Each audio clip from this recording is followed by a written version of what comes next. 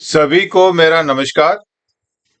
Recently मैंने एक quiz competition किया था हमारे हेडक्वार्टर में। पीसीपीओ मैडम ने इंस्ट्रक्शन दिए थे कि क्विज कंपटीशन करना है। मिनिस्टर स्टाफ जितने भी स्टैब्लिशमेंट में लोग काम करते हैं, ताकि लोगों का नॉलेज अपडेट रहे, मोटिवेशन मिले लोगों को। और क्वेश्चन पेपर मैंने ही बनाया था गूगल फॉर्म में। और क्वेश्चन बनाते समय थोड़ा सा मैंने ध्यान रखा था कि नजदीक में 4 तारीख को एग्जाम है एपीओ का। लोगों ने करने के बाद बोला भी सर थोड़ा ट्रिकी क्वेश्चंस आए हैं, तो थोड़ा सा मैंने ध्यान रखा था कि अभी जो एग्जाम है 4 तारीख को, 18 को, उसके बाद सप्लीमेंट्री जो होगा, तो एपीओ के एग्जाम को ध्यान में रखते हुए पेपर बनाया था। और एपीओ के एग्जाम में थोड़ा सा क्वेश्चन ट्रिकी हो सकते हैं, किस तरह के क्वेश्चन पेपर सॉल्व करना चाहिए।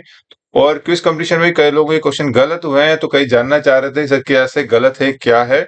तो आज थोड़ी सी कोशिश की, थोड़ा टाइम मिला, तो मैंने आज कहा कि इस पेपर को सॉल्व करता हूँ, ताकि जिन लोगों के क्वेश्चन गलत हुए हैं वो देख लें क्या गलत है। और अभी जो कल एग्जाम एक रिसेंटली, तो उसमें क्या आपको ध्यान रखना है, क्या क्या चीजें ध्यान रखनी है, उसके लिए ही मैं वीडियो बना रहा हूँ। उम्मीद है आपको वीडियो पसंद आएगा। सबसे पहले तो मैंने बताया था ये 2 नंबर है और इसमें कोई नेगेटिव मार्किंग नहीं थी। और ये गूगल फॉर्म थोड़ा अच्छा लगता है, इसमें पेपर आपका सेव हो जाता है काफी सारा और तुरंत रिजल्ट भी आता है। तो इंस्ट्रक्शन में इसमें नाम वाम भरने का दिया था आपको, मैंडेटरी फॉर्म था। और क्वेश्चन नंबर स्टार्ट में फर्स्ट नंबर क्वेश्चन डाला था, while assessing the workload of dash staff the period of induction less than 5 minutes shall be ignore. कर्मचारियों के कौन से जो हमारे एचओआर के अंदर जो कॉलेज क्लासिफिकेशन किया हुआ है इस पूरे स्टाफ को, 4 में किया हुआ है, intensive, continuous, excluded and essentially intermediate. तो इनमें ऐसे कौन से कर्मचारी को जो हम जॉब एनालिसिस करते हैं, तो जो एक्शन और इनेक्शन पीरियड काउंट करते हैं, तो लेस देन 5 ईयर को इग्नोर करते हैं। तो जॉब एनालिसिस के दौरान ईआई जो क्लासिफिकेशन हम करते हैं, अगर ईआई में है तो लेस देन 5 ईयर्स को काउंट नहीं किया जाता है। ये जॉब एनालिसिस के ऊपर मैंने इस वीडियो ऑलरेडी बनाया हुआ है, एचओआर के ऊपर आप डिटेल में देख सकते हैं। तो इसमें आंसर पहला सही हो जाएगा, इसेंशियली इंटरमीडिएट। अगला क्वेश्चन है, railway servant at the time of retirement can be permitted to retain the railway accommodation at normal rent up to maximum period of dash। एक रेलवे कर्मचारी को सेवानिवृत्ति पर डैश अधिकतम अवधि तक सामान्य किराए का रेल आवास बनाए रखने की अनुमति दी जा सकती है। देखिए यही क्वेश्चन मैं बता दूं, इसमें जो ट्रिकी है कि नॉर्मली कोई भी कर्मचारी रिटायरमेंट, डेथ, मिसिंग में अलग अलग कंडीशन है कितने टाइम रख सकता है। उसी प्रकार नॉर्मल और डबल रेंट का भी प्रोविजन। तो रिटायरमेंट में नॉर्मली 4 महीने नॉर्मल रेंट होता है, प्लस 4 मंथ्स जो होता है वो होता है double the normal rent. Plus पहले जो था 4 महीने विदाउट एनी रीजन था, और नेक्स्ट 4 मंथ एजुकेशन और सिकनेस ग्राउंड था, जिसको रिसेंटली रेलवे बोर्ड में 2019 का जो मास्टर सर्कुलर, उसके बाद 2020 में शायद सर्कुलर आया था, उसमें उसको हटा दिया, जिसपे मैंने वीडियो बनाया। तो आपको ये चीज समझनी पड़ेगी। आप अगर जल्दी में देखेंगे कि रिटायरमेंट में कितना पीरियड रख सकता है, तो आदमी 8 महीने रख सकता है, उसके बाद रखने का प्रोविजन नहीं है। एक क्वेश्चन आपको पूरा पढ़ना पड़ेगा कि नॉर्मल रेंट यहाँ पूछा गया है कि यहाँ पर ये नॉर्मल रेंट में कितना टाइम रख सकते हो। तो बाकी जो है तो इसमें 4 मंथ्स होता है, प्लस एडिशनल जो आपका रहेगा वो 4 मंथ्स होता है on double the normal rent. अभी रीजन हटा दिया है। तो अगर एंड टोटल पीरियड पूछा है तो आपको 8 महीने आएगा, आंसर ये आ जाएगा 8 मंथ। लेकिन यहाँ से नॉर्मल रेंट पूछा है तो आपको यहाँ पे 4 मंथ आएगा। तो ये आपको समझना पड़ेगा। क्वेश्चन आप जल्दीबाजी में क्वेश्चन ना करें, एक एक चीज को समझ के करें ताकि गलती ना हो। इसी तरह और भी क्वेश्चन आएंगे। Review under 25A of railway servant DN rule 68 can be exercise. बड़ा सिंपल क्वेश्चन पूछा था मेरे ख्याल से कि रेलवे में, एक तो मैं बता दूं, डीआर के अंदर rule 1, rule 2, rule 3, rule 4, 5, 6, rule 25, 25A। Rule 25 में रिवीजन होता है, रूल 5 में मेजर पेनल्टी प्रोसीडिंग से, रूल 9 में इंक्वायरी होती है, रूल 11 माइनर पेनल्टी है। तो आपको रूल 1 से लेकर रूल 31 जितने भी है वो आपको याद होने चाहिए। तो रूल 25 जो है रिव्यू के लिए होता है, जो कि प्रेसिडेंट करते हैं, जो स्पेशल केस में ही किया जाता है, हर केस में नहीं किया जाता है। तो यहाँ पे सिंपल पूछा है रूल 25 में रिव्यू कौन कर सकते हैं, तो यहाँ पे प्रेसिडेंट आंसर आ जाएगा।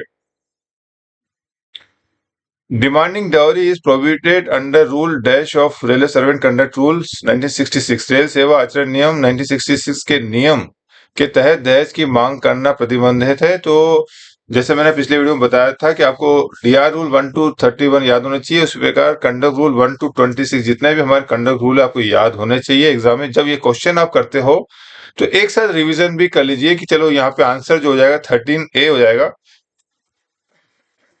हमारा 13A होता है जो कंडर रूल, जो डाउरी के ऊपर होता है। 15A जो होता है सबलेटिंग ऑफ रेले क्वार्टर होता है। इसी प्रकार 18/2 जो इमोरल प्रॉपर्टी होती है उसके ऊपर होता है। इस तरह के आपको सारे कंडक्ट रूल आपको याद होने चाहिए, तो आपको इजीली क्वेश्चन हो भी जाएगा और आपको टाइम भी बचेगा इसमें। अगला क्वेश्चन है, पेनल्टी और compulsory retirement removal and dismissal from service should be imposed by only. और सिंपल क्वेश्चन है कि डीआर में जो एनआईपी लगाने का उस शेड्यूल में दिया हुआ है कौन सा शेड्यूल में कौन एनआईपी इम्पोज कर सकता है, लेकिन लास्ट में जो डीआर का हम एसओपी देखेंगे उसमें क्लियर एक नोट लिखा हुआ है कि penalty of compulsory retirement removal dismissal केवल अपॉइंटिंग अथॉरिटी ही लगा सकते हैं, कोई भी दूसरा नहीं लगा सकता। किसी वजह से अगर कोई पेनल्टी मान लीजिए अगर दे सकता है लेकिन उसका अपॉइंटिंग अथॉरिटी डीआरएम है तो फिर डीआरएम ही कर सकता है। तो ये स्पेशल प्रोविजन है, तो आपको इसमें अपॉइंटिंग अथॉरिटी आपको आंसर करना पड़ेगा। स्टैंडर्ड फॉर्म भी मैंने बता चुका कि वन स्टैंडर्ड SF1 SF2 ऐसे SF11 12 थर्ड जितने भी हैं आपको याद करने पड़ेंगे। तो रिवोकेशन का SF4 होता है, SF1 जो होता है आपका सस्पेंशन होता है, SF2 डीम सस्पेंशन होता है, SF3 जो होता है सर्टिफिकेट देने वाला है आपका कि आप एम्प्लॉयमेंट नहीं कर रहे हो। SF4 जो है आपका रिवोकेशन है, सस्पेंशन होता है आपका कि आपको रिवोक करना है, सस्पेंशन से वापस जब बुलाया जाता है तो आपको SF4 जारी किया जाता है। तो आपको SF1 से लेके जितने भी एसएफ है ये मेरे एक डीआर की वीडियो में आपको मिल जाएगा, सारे फॉर्म मिल जाएंगे, वो आपको याद होने चाहिए। और जब इस तरह के क्वेश्चन सॉल्व करें तो भी एक बार रिवीजन कर लें कि क्या क्या फॉर्म है। एन ऑर्डर ऑफ रिवोकेशन और suspension according to railway servant disciplinary rule specify is used under rule of this rule. जो हम रिवोक करते हैं SF4 जो दे रहे हैं वो किस डीआर रूल के अंदर आता है, तो डीआर रूल के अंदर डिटेल में हम पढ़ेंगे। तो 5 का जो पैरा है उसके तहत जो है रिवोकेशन कर सकते हैं, ये बताया हुआ है, तो ये आपको याद होना चाहिए।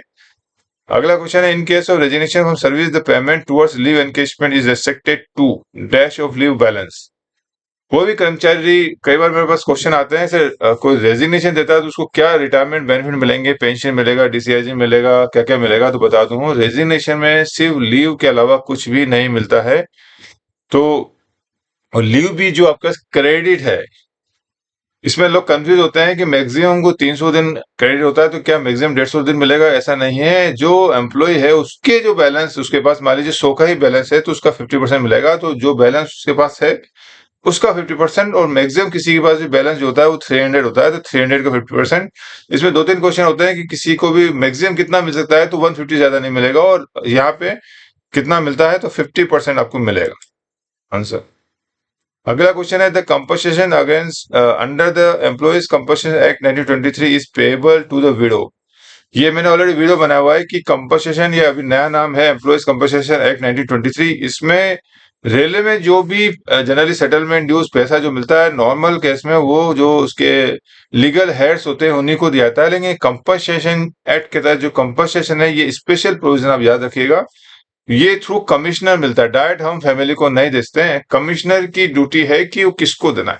इसमें हमको ये भी डिसाइड नहीं करना है कि किसको देना है, ये कमिश्नर की ड्यूटी होती है कि लीगल हर्स को देना, इक्वली देना है या एक को देना, किसको देना है, लीगल हर है कि नहीं, ये सारा जो है कमिश्नर को देखना है, हमको इसमें नहीं देखना। बाकी मामले हमको इंश्योर करना पड़ता है कि भाई सही में सही पर्सन को अमाउंट दिया जा रहा नहीं जा रहा, लेकिन इसमें कंपनसेशन एक्ट में आपको कमिश्नर को देना है। तो यहाँ पे आपका आंसर हो जाएगा जो है इसमें cash given by employer option है, payment through commissioner of act. तीसरा है deposit in bank by employer and none of the above. इसमें आ जाएगा आपका payment through commissioner of act. जो वर्कमैन कमिश्नर होते हैं उनको दिया जाता है, पैसा जमा किया जाता है, फिर वो जो इंश्योर करते हैं कौन उनका जो है डिपेंडेंट कौन है, लीगल हायर कौन से, वो डिसाइड करते हैं। Maximum number of installment for recovery of house building allowance, इसमें भी 3 क्वेश्चन बनते हैं कि कोई भी हाउस बिल्डिंग अलाउंस जो दिया जाता है, एक आता है कि कितने प्रिंसिपल अमाउंट के रिकवरी के कितने इंस्टॉलमेंट होते हैं, फिर इंटरेस्ट के कितने होते हैं और टोटल कितने होते हैं। टोटल मैंने पूछा था, टोटल इसमें आ जाएगा 240। प्रिंसिपल का आपका अगर पूछा जाए क्वेश्चन तो 180 आंसर आएगा। इंटरेस्ट आपका 60 इंस्टॉलमेंट होते हैं तो 80 180 प्लस 60 240, तो टोटल 240 इंस्टॉलमेंट में आप जो है एचबीए की रिकवरी की जाती है रेलवे में।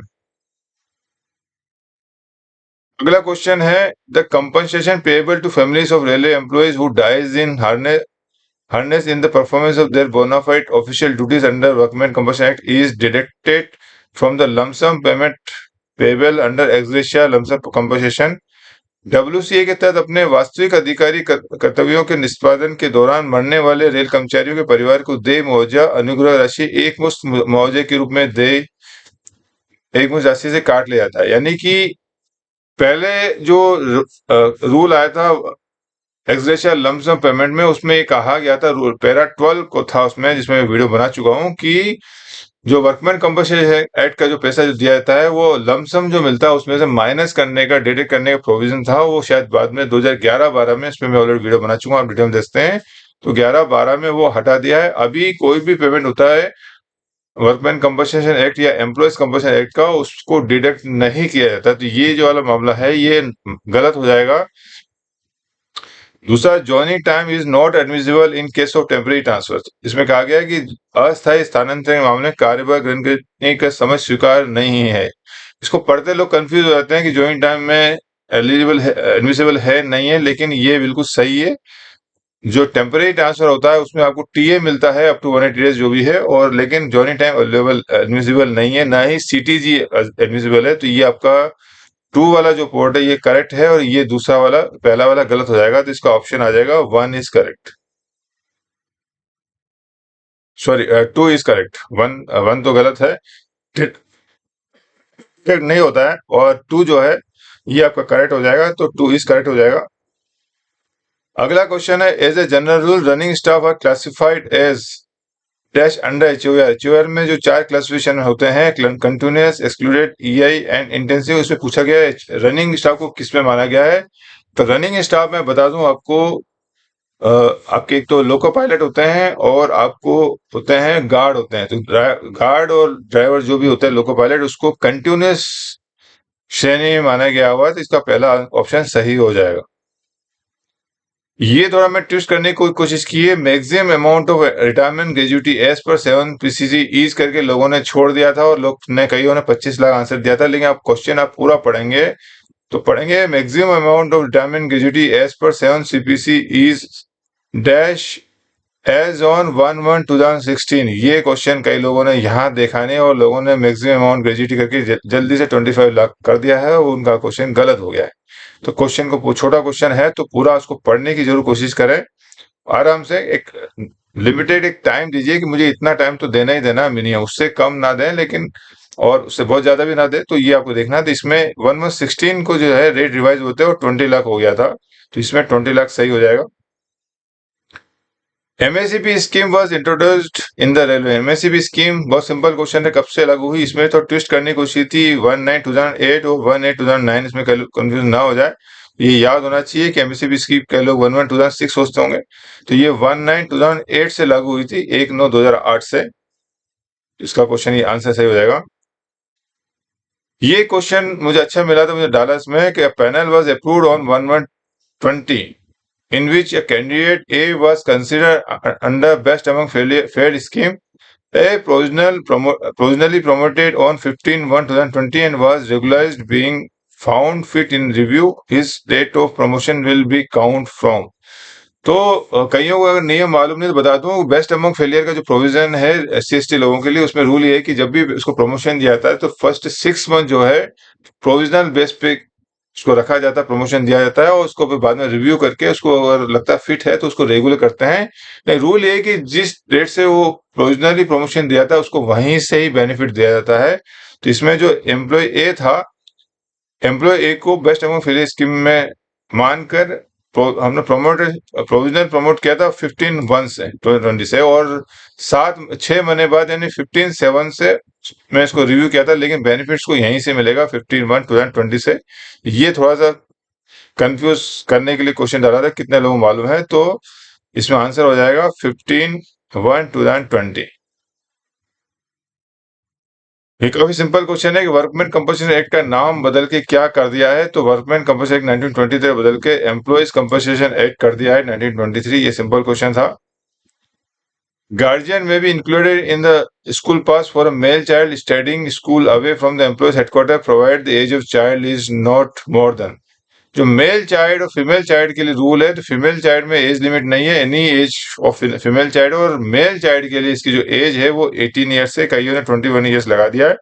21 ईयर्स जो है वो पास देने के लिए कि अगर कोई बच्चा पढ़ नहीं रहा है तो up to 21 years of age तक उसको पास मिलता है। उसके बाद अगर वो स्टूडेंट है तो कंटिन्यू रहेगा, अदरवाइज 21 के बाद पास में से नाम निकल जाएगा। लेकिन गार्जियन के लिए 18 साल के बच्चे के बाद उसको गार्जियन की जरूरत नहीं थी, वो अकेला आ जा सकता है, ये सोच के 18 साल इसमें रखी गई है। What is the minimum qualifying service required for eligibility of complementary pass? मानार्थ पास की पात्रता के लिए आवश्यक न्यूनतम योग्यता क्या है? जैसे आपको मालूम है, कॉम्प्लीमेंट्री पास के लिए मिनिमम जो है 20 ईयर सर्विस होनी चाहिए, तभी आपको, चाहे वो ग्रुप सी में हो चाहे वो गजेटेड में हो, मिलेगा। तो इसमें आंसर हो जाएगा आपको 20 years. सुपरनेशन pension is paid who retires with minimum qualifying service. तो सुपरनेशन जो पेंशन जो मिलता है उसके लिए कितनी सर्विस है? तो जनरली सुपरनेशन पेंशन 60 ईयर्स में होता है, उसको बोलते हैं। और 60 ईयर्स के लिए मिनिमम जो सर्विस है वो 10 साल की, कोई पेंशन के लिए जो सर्विस है वो मिनिमम 10 ईयर्स की होती है। तो इसमें ये सही हो जाएगा। The policy of the best among failure scheme will not applicable for the promotion through best among failure scheme की नीति डैश पदोन्नति पर लागू नहीं होती। ऑप्शन है regular selection, LDC, both above, none of the above. इसमें कई लोग कंफ्यूज हो गए हैं, कईयों को लगता है दोनों में होता है, लेकिन रेलवे बोर्ड के कुछ क्लैरिफिकेशन रिसेंटली आए हैं जिसमें कहा गया कि एलडीसी के ऊपर बेस्ट अमंग फेलियर की स्कीम लागू नहीं होगी। जिसमें आंसर हो जाएगा LDC.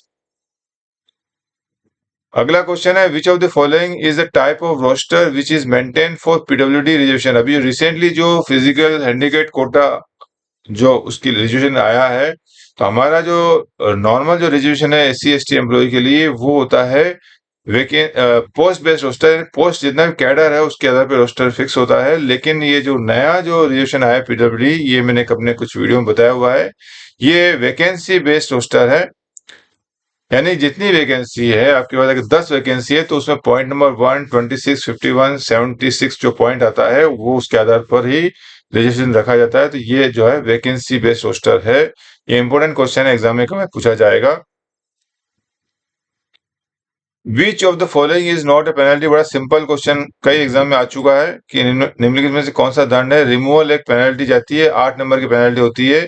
Recovery of loss 3 number की पेनल्टी है। सेंसर जो है पहले नंबर की पेनल्टी है। रूल 6 के अंदर जो पेनल्टी नंबर बता रहा हूँ वो। और suspension is not a penalty हम कहते हैं। सस्पेंशन सिर्फ एक एडमिनिस्ट्रेटिव एक्शन है, किसी को आपने सस्पेंड कर दिया, वो पेनल्टी नहीं होती है और उसके खिलाफ अपील भी की जा सकती है।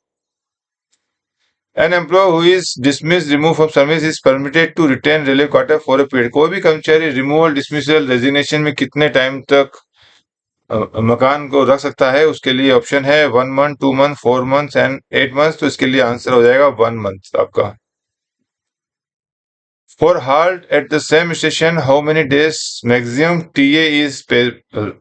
टीए जो हमको मिलता है डेली अलाउंस, किसी भी स्टेशन से छोड़ के हम जब अगले कई स्टेशन पे जाते हैं तो उसके लिए रूल है कि एक ही स्टेशन पर आपका स्टे अगर मोर देन 180 डेज है तो अप टू 180 डेज आपको फुल मिलता है, और आफ्टर 180 डेज आपको जीरो मिलता है ना, 180 दिन के बाद नहीं मिलता है। उसमें भी कई रूल बनते हैं कि जो नॉर्मली जो ऑफिसर जो सैंक्शन करते हैं टीए जूनियर स्केल का अलग है, लिमिट है 36 दिन कुछ है।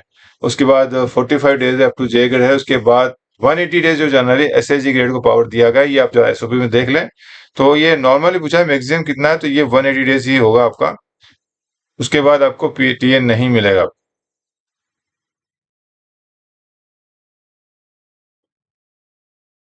The staff who get their cases recommended for change of category or medical ground will not get the benefit of this rule and will be treated as staff transfer on their request। कई लोग on request application लगाते हैं medical ground पे change of category के लिए। तो इसमें rule clear rule है कि अगर ऐसे मामले में अगर लगाते हैं तो उसको ऑन रिक्वेस्ट ट्रीट किया जाता है, उसको बेनिफिट नहीं मिलेगा। तो ये सही हो जाएगा। दूसरा जो हमारा नया जो right of person with disability act 2016 है, वो इसको रिपील करके बनाया था। द पर्सन ऑफ डिसेबिलिटी जो 95 है उसको रिपील करके बनाया था। दोनों के दोनों सही हो जाएंगे आंसर, तो बोथ आर करेक्ट हो जाएंगे। The following category of transfer is in case of non-registered staff is exempted from the condition of minimum 5 year service। जैसा कि आपको मालूम है कि कोई भी ऑन रिक्वेस्ट ट्रांसफर लगाता है तो मिनिमम जो है 5 साल की सर्विस होनी चाहिए, उसके बाद ही वो ऑन रिक्वेस्ट ट्रांसफर के लिए एलिजिबल होता है। लेकिन 4-5 कंडीशन में एग्जामिशन दिया रेलवे बोर्ड ने। तो उसमें पहला जो कंडीशन है, अगर रेलवे सर्वेंट हुआ is care givers of disabled child है उसको मिलता है। रेलवे एम्प्लॉय खुद हैंडीकैप्ड है उसको मिलता है। स्पाउस ग्रांट ट्रांसफर में 5 साल की जरूरत नहीं है। म्यूचुअल ट्रांसफर में 5 साल की जरूरत नहीं है, और window appointed on compulsion ground है तो उसको 5 साल की जरूरत नहीं है। लेकिन कंपल्शन अपॉइंट में विडो के अलावा कोई बंदा है तो उसको 5 साल चाहिए, लेकिन सिर्फ विडो के लिए एग्जाम्पशन है। तो इसमें लगभग सभी जो है मामलों में आपको 5 साल की सर्विस जरूरत नहीं। ये क्वेश्चन कई बार पूछा गया है घुमा घुमा के, तो मैंने सारी कंडीशन बता दी। टोटल 5 कंडीशन है, आपको मालूम होनी चाहिए। इसके अलावा कोई कंडीशन आती है तो नहीं, तो इसमें आपका 4 सही हो जाएगा। The ceiling limit of rupees dash thousand rupees as monthly wages has been specified by central government for Employee Compensation Act 1923।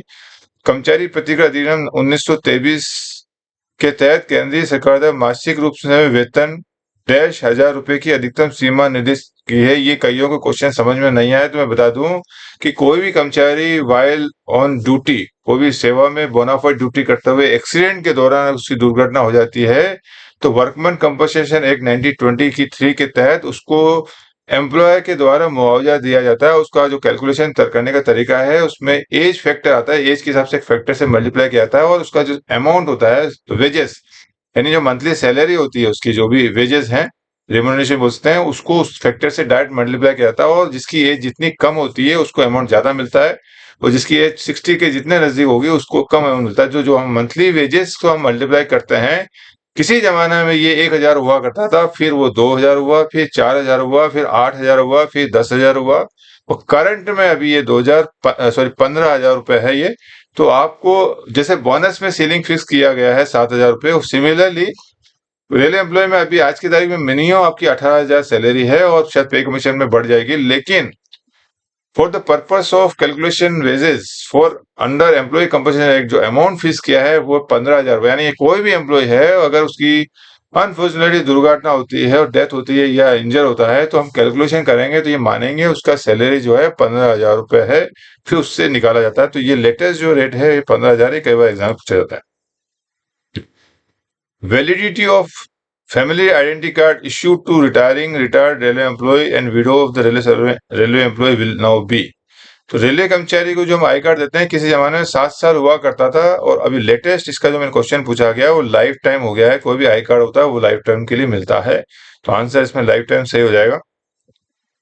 Rule 14 of the railway servant discipline rule 1968 regarding special procedure in certain cases under is related to.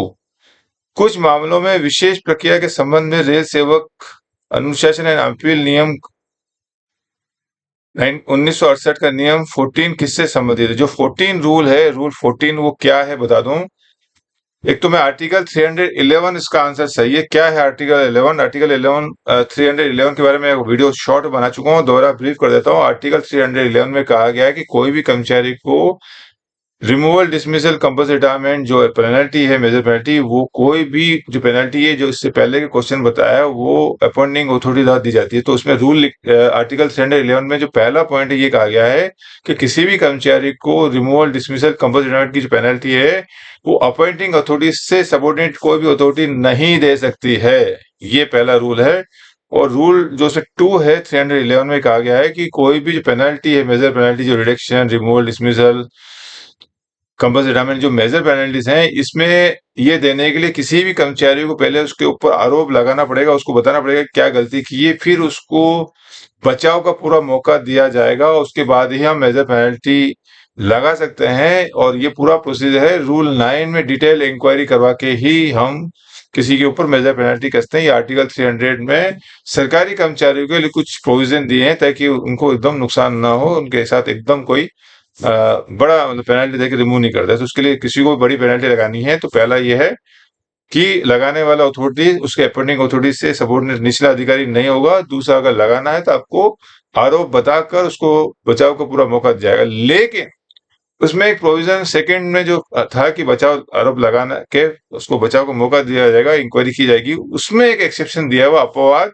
कि अगर 3 मामले अगर ऐसे हैं उसमें अगर employ आ जाता है तो फिर आपको पूरा जो प्रोसीजर करने की जरूरत नहीं, आप सीधा पेनल्टी उसको दे सकते हो। और वो 3 मामले हैं। पहला मामला हमारा 14(1) आता है जिसमें अगर कोई कर्मचारी आपराधिक मामले में, क्रिमिनल केस में उसको कन्विक्शन कोर्ट ने ही दे दिया है, कोर्ट में पूरी डिटेल इंक्वायरी होती बचाव का मौका होता है, तो अगर कोर्ट ने ऑलरेडी उसको सजा दे दी है तो फिर रेलवे में दोबारा उसकी इंक्वायरी करने की जरूरत नहीं, आपको सीधा शो कॉज नोटिस देके उसको रिमूव पेनल्टी देनी, कोई पेनल्टी आप दे सकते हो। जनरल में रिमूव डिसमिस करते हैं। और 14(2) में फिर दूसरा है कि अगर कुछ मामलों में ऐसा लगता है कि इंक्वायरी करना पॉसिबल नहीं है, जैसे कई बार जो एम्प्लॉय जो होता है वो काफी गुंडा टाइप का होता है, हिस्ट्री सीटर होता है, लोग दबंग होता है, लोग डरते हैं उससे, इंक्वायरी स्टेटमेंट विटनेस को सामने ही नहीं आएगा। तो ऐसे मामले में अगर डिसिप्लिन अथॉरिटी यानी अनुशासनिक प्राधिकारी को लगता है कि इंक्वायरी नियमों के अनुसार करना सुसंगत नहीं है, not possible to conduct inquiry as per the rule provided in rule 9 of DR rule 1968, then he will write the reason, he will record the reason in detail, मतलब वो अपने रीजन लिखेगा, कारण लिखेगा भी क्यों इंक्वायरी पॉसिबल नहीं हो, और फिर सीधे वो 14(2) में वो कोई भी पेनल्टी दे सकता है रूल 6 की। तीसरा जो था उसमें पोजीशन है रूल 14(3), जिसमें कहा गया है कि अगर प्रेसिडेंट को लगता है कि एज पर रूल, जैसे रूल 2 में 42 में डिसिप्लिन अथॉरिटी लगाया था, सेम अगर प्रेसिडेंट को लगता है कि इंक्वायरी पॉसिबल नहीं करना, तो वो भी पेनल्टी दे सकते हैं। तो ये 14(1)(2)(3) आता है, ये आर्टिकल 311 से लिया गया। Prior vigilance clearance is not required in which of the following case. Vigilance clearance हम सर्टेन मामलों में लेते हैं, जैसे पासपोर्ट में भी हम लेते हैं विजिलेंस क्लियरेंस, उसमें आपको मालूम होना चाहिए किस किस मामले में विजिलेंस क्लियरेंस लेना है। तो पहला है in case of voluntary retirement, public resignation. Recently अभी मेरे को एक आया था, सुपरनेशन केस में भी विजिलेंस को एक लेटर लिखा था, मैं भी भावनगर में गया था। मैं बता दूं, सुपरनेशन केस में आपको विजिलेंस क्लियरेंस नहीं लेना है, आपको सिर्फ वॉलंटरी रिटायरमेंट और रेजिग्नेशन में लेना है। एक्स इंडिया लीव लेते हैं उसमें लेना है, लेकिन एक्स इंडिया ड्यूटी पर अगर कोई बंदा जा रहा है उस पर भी क्लेरिफिकेशन रेलवे बोर्ड का मैं बता दूं आपको, अगर ड्यूटी पे एडमिनिस्ट्रेशन किसी को एक्स इंडिया भेज रही है, बाहर भेज रही है, तो उसमें विजिलेंस क्लियरेंस लेने की जरूरत नहीं है। लेकिन आदमी छुट्टी लेके जा रहा है एक्स इंडिया, तो वहां उसको जो है विजिलेंस क्लियरेंस लेना पड़ेगा। और अभी नया रूल रिसेंटली 1-2 साल में आया है, जिसमें अगर जो भी डिपार्टमेंटल एग्जाम होते हैं उसमें सिलेक्शन कमेटी अगर बैठी हुई है तो उसका भी प्रायर विजिलेंस क्लियरेंस लेना पड़ेगा।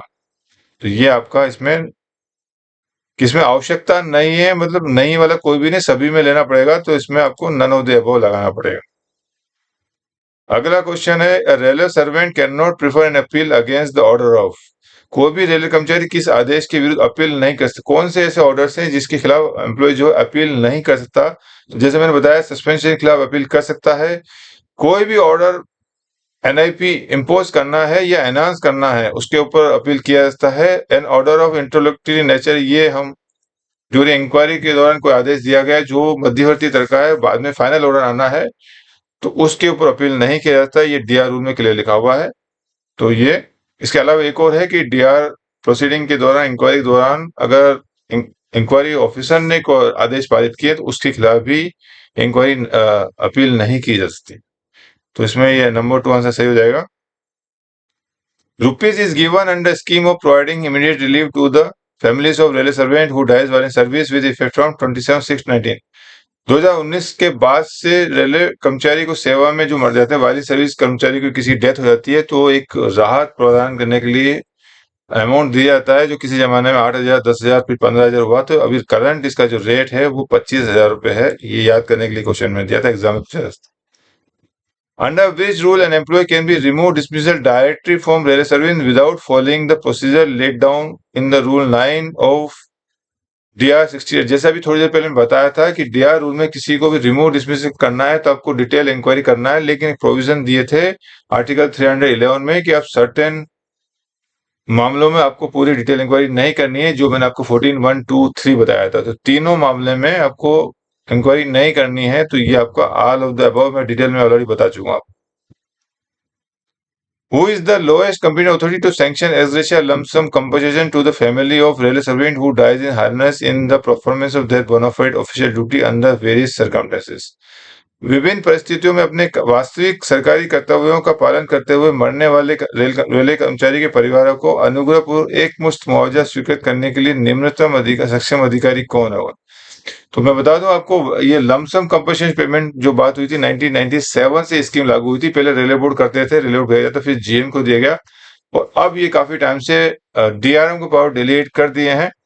तो ये इसमें आंसर आपका सही हो जाएगा। मैंने लोएस्ट पूछा है, वैसे तो आपको जीएम भी है, रेलवे बोर्ड भी है, अथॉरिटी है, लेकिन अभी लोएस्ट अथॉरिटी में डीआरएम आपके सही हो जाएंगे। The maximum leave that can be encashed at the time of retirement of employee who have 150 LP and 600 LP balance. कोई रेलवे कर्मचारी है रिटायरमेंट पे, उसको लीव एनकेशमेंट कितना मिलेगा। ये क्वेश्चन कई बार एग्जाम पूछा गया और कई लोगों को मुझे लगता है आज भी कुछ कंफ्यूजन है। ये सॉल्व करने के बावजूद भी मुझे लगता है कंफ्यूजन रहेगा। ये तो मैं तो कोशिश करता हूँ बताऊंगा, लेकिन कंफ्यूजन लोगों के खत्म नहीं हो रहे, तो ये क्वेश्चन मैंने डाला है। तो मैक्सिमम 300 एलएपी है, या जो भी आपको मैं बता दूं आपको कि जो आपका लीव बैलेंस जो है रिटायरमेंट टाइम पे जो एनकेज होता है मैक्सिमम 300 डेज का होता है। तो उसमें आपका अगर 300 डेज की एलएपी है तो उतना आपको मिल जाएगा। एलएपी अगर कम है तो उतना इक्वल अमाउंट एचएलपी मिलेगा, उसको डबल नहीं करना है, हाफ ही करना है।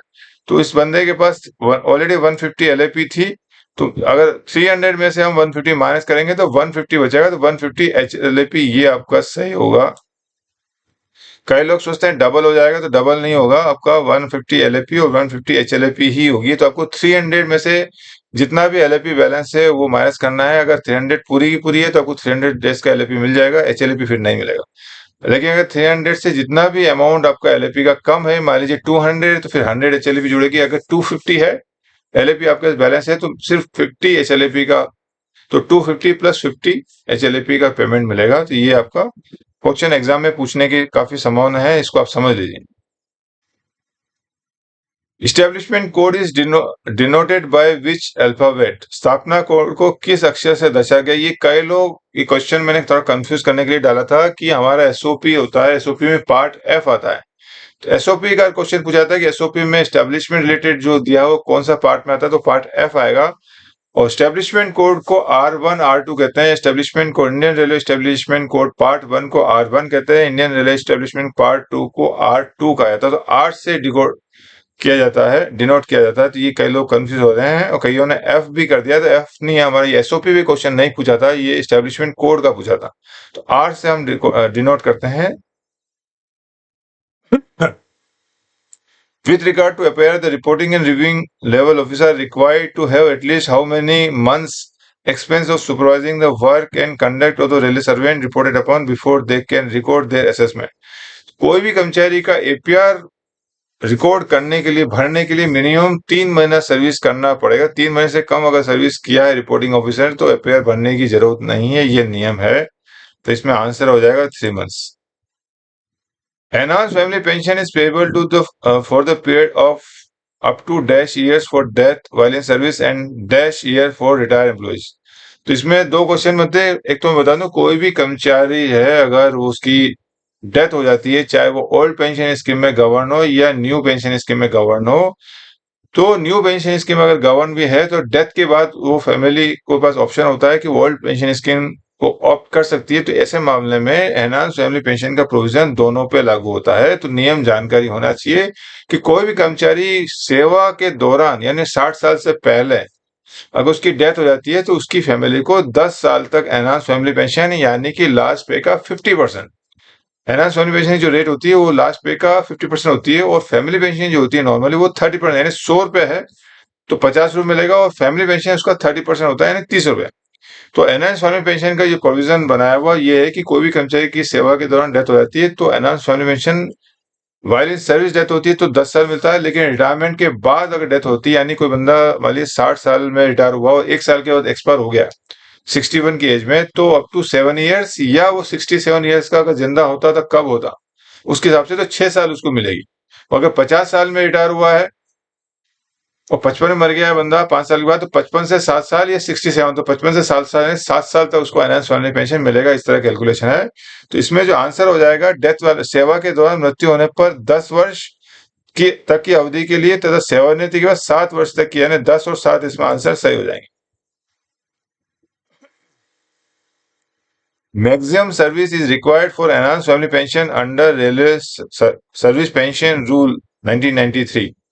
एनहांस फैमिली पेंशन के लिए कितनी सर्विस आपको करनी है? तो मैं बता दूं आपको कि अभी तक 1993 से जो ओल्ड पेंशन स्कीम निकली थी, पेंशन रूल 1993, 7 साल की सर्विस करना था। लेकिन अभी रिसेंटली 1-2 साल पहले सरकार ने 7 साल की कंडीशन हटा दी। एक तो मैं बता दूं 2 कंडीशन हटी है रिसेंटली।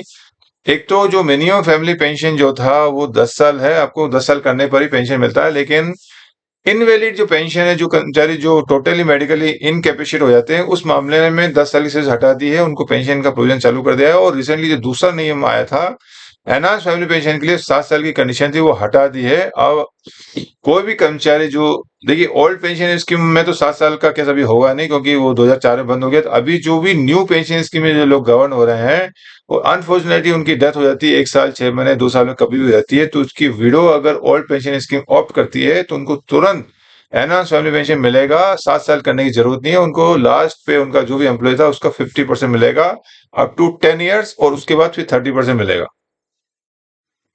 तो यहाँ पे आंसर हो जाएगा आपका नो मिनिमम सर्विस रिक्वायर्ड। पहले ये 7 साल हुआ करता था, पुराने मेरे वीडियो देखेंगे 7 साल बताया होगा, लेकिन अब ये नो मिनिमम सर्विस रिक्वायर्ड करती है। The committee to assess suitability of medical retired staff for absorption of alternate post should include a medical officer. वैकल्पिक पदों पर अवशोषण के लिए चिकित्सीय रूप से विकोटीकृत कर्मचारियों की उपयुक्तता का आकलन करने वाली समिति में एक चिकित्सा अधिकारी होना शामिल है। तो मैं बता दूं, कोई भी कर्मचारी, मैंने वीडियो बनाया हुआ है कि मेडिकल डिक्लेयर होता है तो उसके लिए स्क्रीनिंग कमेटी बैठाना जरूरी है। 13.1307 शायद पैरा है, 1306 या 7 है। उसमें कहा गया है कि 3 ऑफिसर की कमेटी होगी, जे ऑफिसर कमेटी होती है, जिसमें मेडिकल ऑफिसर होना जरूरी है।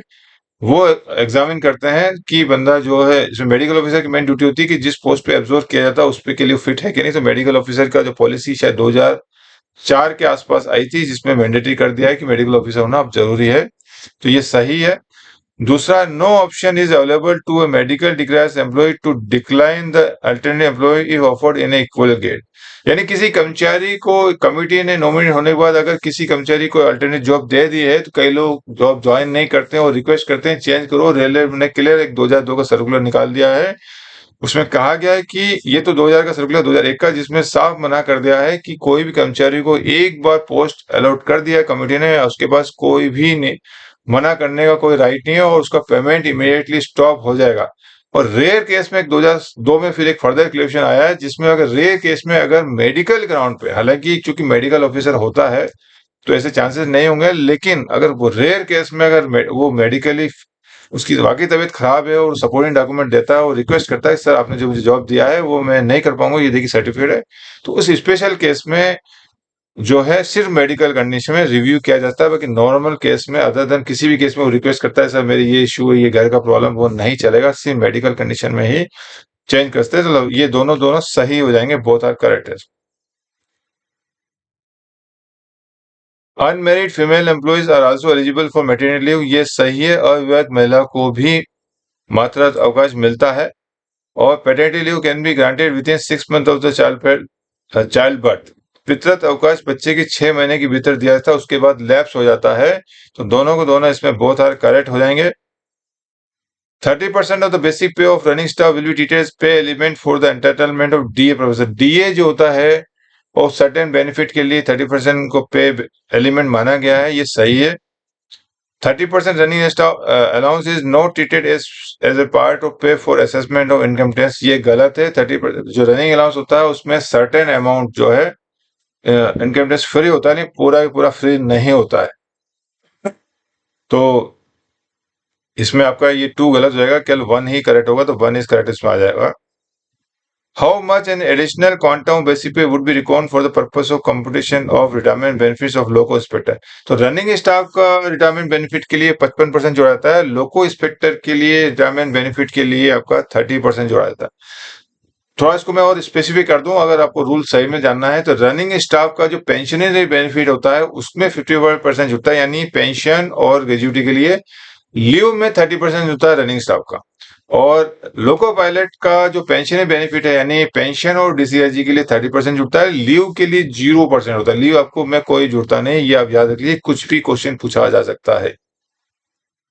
तो इसमें जो लोको पायलट का पूछा है तो हम 30% बोलेंगे। ये हमने लिखा है, देखिए रिटायरमेंट बेनिफिट्स, कंप्यूटर रिटायरमेंट यानी पेंशन और आपका ग्रेजुटी बात की, लीव में रनिंग स्टाफ का कोई भी नहीं जुड़ता है। यहीं अगर मैं क्वेश्चन चेंज कर दूं, लीव की बात करूं, तो यहाँ आंसर आपको चेंज होगा, note admission any additional quantum basis पे, अगर लीव की बात हो रही है। और रनिंग स्टाफ की बात करें हम, तो उसमें अगर लीव की बात करते हैं तो उसमें 30% जुड़ेगा और पेंशन बेनिफिट में 55% जुड़ता है। कनेक्शन विद प्रेस और media defined in rule of railway service conduct rule 1960। Railway सेवा नियम 1966 के नियम में परिभाषित प्रेस या अन्य मीडिया के संबंध। तो कंडक्ट रूल 5 सिर्फ राजनीति में भाग लेना, पार्टिसिपेट करना, रूल 5 में आता है, रूल 6 7। तो प्रेस और मीडिया का जो होता है रूल 8 होता है। ये भी आपको सारे याद होने चाहिए क्या क्या है। इसमें आपके कुछ क्वेश्चन जरूर पूछे जाते हैं एपीयू के एग्जाम में, तो आप कंडक्ट रूल और डीआर रूल आप कर लीजिए, स्पेशली कंडक्ट रूल जरूर कर लें। From which age a retired railway servant is allowed to take companion in lieu of attendance in first class passes? Railway कर्मचारियों के मामले में अगर कोई भी कर्मचारी है, अगर वो 65 साल से ऊपर हो जाता है और जब वो जर्नी कर रहा है उसके साथ में कोई भी 65 साल से कम उम्र का नहीं है, तो उसको एक अटेंडेंट के सामने कंपेनियन सहचर को ले जाने की अनुमति, साथी को बोलते, साथी को ले जाना था। अब इश्यू आता है कि अटेंडेंट और कंपेनियन में क्या अंतर होता है। फर्स्ट क्लास पास में अटेंडेंट मिलता है आपको, लेकिन फर्स्ट जो अटेंडेंट होता है वो सेकंड क्लास में जाएगा। अटेंडेंट जो होता है वो फुल टाइम पेड सर्वेंट होता है, यानी सर्वेंट होता है। और कंपेनियन होता है वो किसी भी बंदे को ले जा सकता है, आपका दोस्त होता है, आप अपने फादर मदर, भाई बहन, अड़ोसी पड़ोसी, इवन नौकर, किसी को भी। कंपेनियन में फिर कोई स्पेसिफाई नहीं है किसको ले जा सकता है, तो कंपेनियन में आप किसी को भी ले जा सकते हैं, लेकिन अटेंडेंट में आपको सर्वेंट ही होना चाहिए, दूसरा अंदर नहीं चलेगा। लेकिन ये फैसिलिटी मिलती है आपको जब आपकी उम्र 65 साल से ऊपर हो जाती है, तो ये आंसर इसमें 65 ईयर्स हो जाएगा। और यही कंपेनियन जब लेके जाता है, अगर किसी फर्स्ट क्लास का जो बंदा ऑफिसर है या कोई ग्रुप सी एम्प्लॉई है जिसको फर्स्ट क्लास पास मिलता है, अगर कंपेनियन को लेके जाता है तो फिर रूल ये है कि दोनों को स्लीपर में जाना पड़ेगा, ये रूल। लेकिन अगर वो चाहते हैं कि नहीं हमको आगे हायर क्लास में जाना है, थर्ड एसी सेकंड एसी में जाना है, तो उनको फुल डिफरेंस पेमेंट करना पड़ेगा अगर वो हायर क्लास में जाते हैं। और इसमें एक नियम और आया था जिसका अगले क्वेश्चन में आ जाएगा, जिसमें कि अगर एक सर्टेन एज के बाद आपका वो जो फुल डिफरेंस है वो 1/3 हो जाता है। क्वेश्चन में पढ़ देता हूँ। What is the age of retired railway employees travel with company in higher class than sleeper class on his first class first day PSIP paying 1/3 of difference of the fare between higher class and sleeper? तो certain age के बाद यानी 65 पे तो जो है आपका आप एडमिशन होते हैं, एलिजिबल होते हैं कंपनी ले जाने के लिए। तो उसके बाद 65 बाद नेक्स्ट आता है 70 ईयर्स। तो ये बिल्कुल सिंपल हो जाता है। अगर आपको ये रूल मालूम है, 62 हो ही नहीं जाएगा। जब आपको एलिजिबल है 65 में हो रहे हो, तो 62 में तो 1/3 के चांस ही नहीं आता आपका। तो 65 में आप एलिजिबल होते हैं कंपनी ले जाने के लिए अटेंडेंट के स्थान पर। और 5 साल के बाद आप अगर हायर क्लास में जाते हैं तो 1/3 डिफरेंस पेमेंट करना पड़ेगा और आप कंपनी दोनों जो है हायर क्लास में ट्रेवल कर सकते हैं। Even after the demise of both parents, the widow pass facility may be continued in the name of eldest eligible child in terms of extended pass rule. तो ये एक नई पॉलिसी रिसेंटली रेलवे बोर्ड की आई है। पहले जो था employ को पास मिलता था, एम्प्लॉय के एक्सपायर के बाद उसके स्पाउस को पास मिलता था, विडो पास। और अगर विडो की भी डेथ हो जाती है फिर बच्चों को पास देने का नियम नहीं था। जो रिसेंटली अभी नियम आया 2022 में शायद आया, जिसमें अब बच्चों को भी पास होगा। तो बच्चों को जो सबसे जो बड़ा होगा, सीनियर होगा, एल्डेस्ट बच्चा होगा, उसको मिलेगा, उसके बाद फिर 1 by 1 मिलेगा। तो ये सही है। नंबर 2 नया रूल अभी आया है कि माता पिता दोनों की मृत्यु के बाद भी अब विधवा पास मौजूदा पास नियमों के अनुसार जो सबसे बड़े पात्र बच्चे के नाम पे जारी की जा सकती है। दूसरा है railway employee on retirement having qualifying service of 19 years and 9 months is entitled for post retirement complimentary passes. ये एक और नया रूल आया है, जिसमें पहले था कि मिनिमम 20 ईयर्स, अगर एक दिन भी कम है तो आपको पोस्ट रिटायरमेंट कॉम्प्लीमेंट्री पास के लिए हकदार नहीं होते हैं। ये भी एक नया रूल आया कि अब जैसे क्वालिफाइंग सर्विस हम पेंशन के रूल था कि 10 साल की सर्विस होनी चाहिए, लेकिन अगर 9 साल 9 महीने है तो भी पेंशन मिलेगा, राउंड ऑफ करने का रूल है। सिमिलरली अब पास में भी राउंड ऑफ करने का प्रोविजन आ गया है कि अगर 9 साल 9 महीने भी है तो पोस्ट रिटायरमेंट कॉम्प्लीमेंट्री पास मिलेगा उनको। तो इसमें दोनों के दोनों सही हो जाएंगे, both are correct. The inquiry in a DR case should be continue in terms of rule. जो डीआर इंक्वायरी की जाती है रेलवे में, उसमें मैंने आपको बताया था रूल 11 क्या है, ये माइनर पेनल्टी प्रोसीडिंग है, रूल 5 मेजर पेनल्टी प्रोसीडिंग है, रूल 9 में इंक्वायरी प्रोसीडिंग्स है, और रूल 14(2) जो है हमारी 14(1) है कन्विक्शन अगर किसी को हो जाता है तो उसमें शो कॉज नोटिस देके रिमूव करने का जो मामला है हमारा पेनल्टी जाएगा। तो रूल हमारे जो इंक्वायरी करते हैं वो रूल 9 में इंक्वायरी करते हैं।